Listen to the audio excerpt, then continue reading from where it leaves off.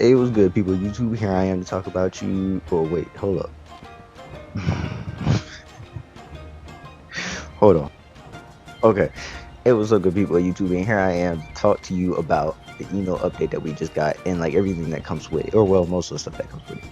Because we got some new emotes, and you can see up on the screen here is one of them. You can catch everybody like doing them around in the lobby. But since those are like minor things you can check out for yourselves, I wanted to instead talk about some other updates that you probably like might not have noticed because you have to get them out of scrolls. Now, what I'm gonna do is I'm just gonna show you the photos for those items. I'm gonna tell you what they are, but I'm gonna just show you photos. That'll be a lot easier. And as you know, we got like new items in the esoteric scroll lineup, and we actually got new items in the scrolls. I don't know how many exactly, but I have gotten a couple of new items, as in accessories. I got a new accessory, and then I've also gotten a new side top, and I'm gonna show you all of that. And with that being said, let's get right into it, man.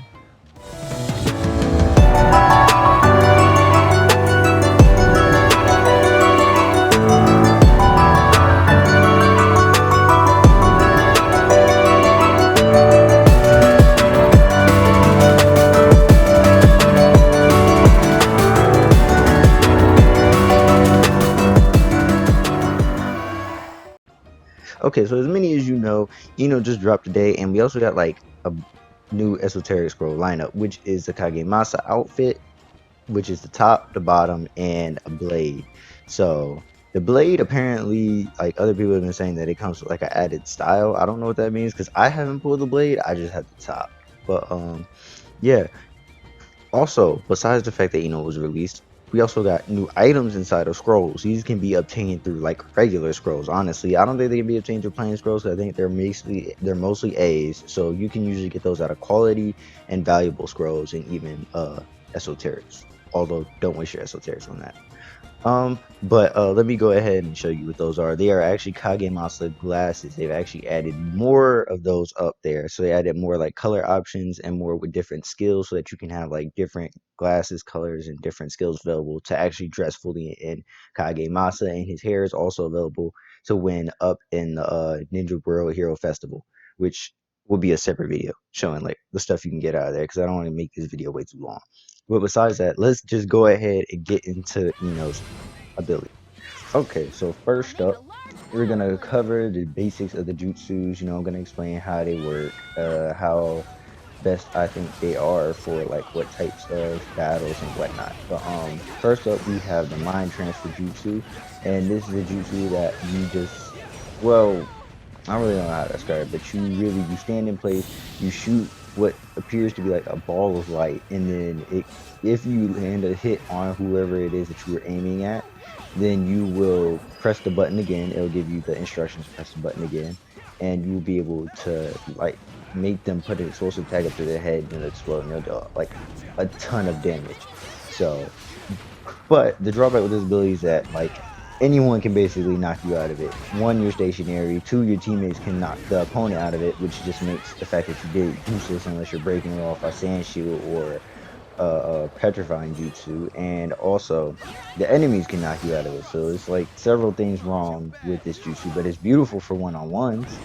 And I can see it being really useful for flag battle and a little bit so for base battle, but in terms of like any other battle besides survival exercise is really not that good. And even in survival exercise, it still kind of depends because it takes too long to detonate. The next move is her healing move. Her healing move goes by the name of Mind Transmission Palm Sage Jutsu, which basically heals all your teammates from anywhere on the map. Literally anywhere. Like you could be on the opposite side, your teammates could be all the way on the other side of the map, and it will heal them no matter what. The jutsu makes you have to stand in place, which I think is a good debuff. Like this move is actually severely underrated because even though you have to stand in one spot, you literally can stand on the other side of the map and heal your enemy. So imagine that in flag battle.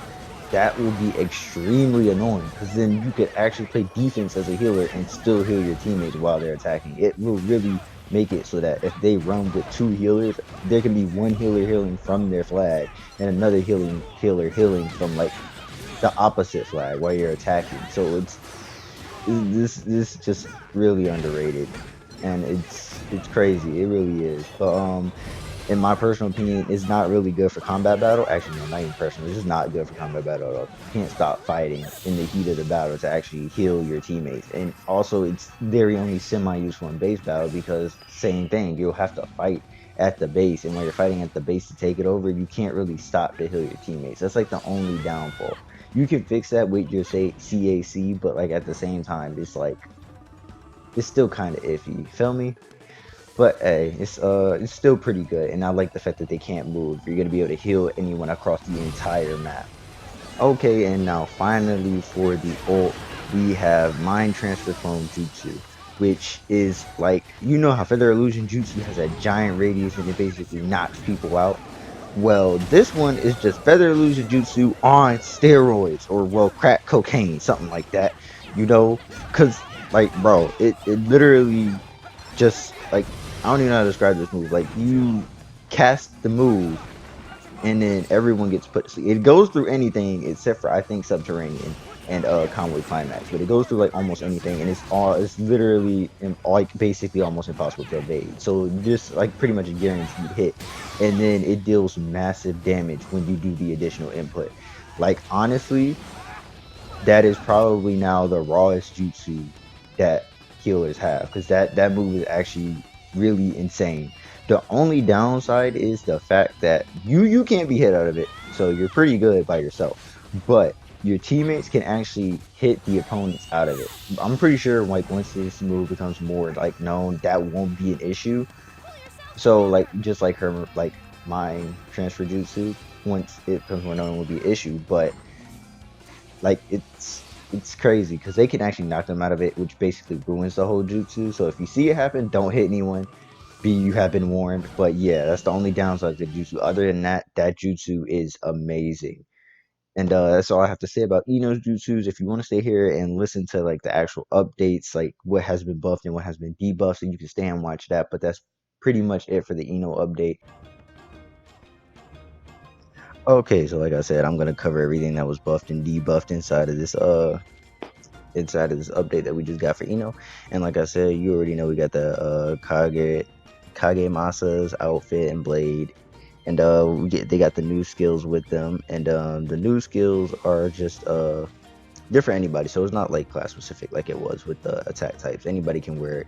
Because I put it on my range type. So anybody can wear that. And they're called Heroic Prodigy and Unparalleled Courage. Heroic Prodigy boosts your close range attack charge. Well, they boost your close range charge attack and your attack speed. And your Parallel Courage increases maximum health, but it reduces your ninja tool cooldown. And it just makes it so that you recover less from recovery ninjas. That's it. For the rebalancing of characters, they rebalance Minato Namikaze. He said it made his first air mid-air attack adjusted so it hits more easily. I don't know if that means I don't use them for real. And attack types, they made it so that the paralysis seal now when you hit somebody with it, when they're paralyzed, like you now deal more damage when you hit them. And the same thing goes for the range types. That paralysis seal, when you hit anybody with a paralysis seal, or when you make them land on it, if you hit them, that it also deals more damage now. So there's that. Also, with the defense type, the paper bomb has actually been decreased in damage. So now people will not probably people will insta die from it. I don't know because I haven't seen anyone use it for real yet since it's gotten patched. But in terms of them doing that, they also decided to be really stupid and actually buff the bomb. They buffed the bomb that they throw, which destroys your recovery. So yeah, that was a great idea. But besides that, that establishes the fact that that stun bull crap that was in here was apparently not a glitch. Apparently that is supposed to be in the game, which personally I think is really stupid.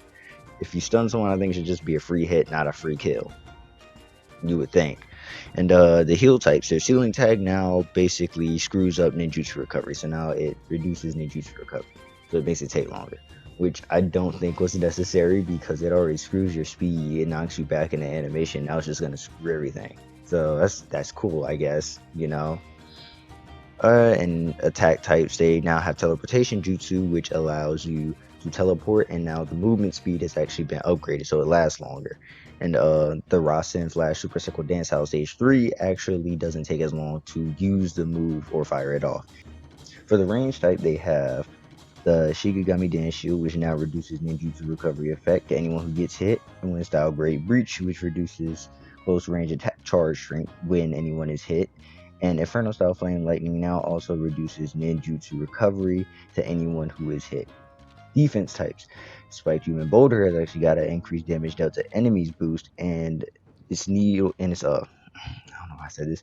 Ninja Art Needle Jutsu actually has got its cooldown time reduced, which honestly makes sense because its cooldown time didn't really make sense because it didn't last too long. It was really kind of weird.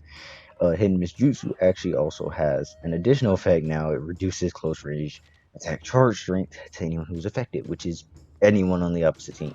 Which personally I think is bullcrap, if we might state, because it already screws up your substitution and you can't see. So I don't see why they're screwing us, but that's cool.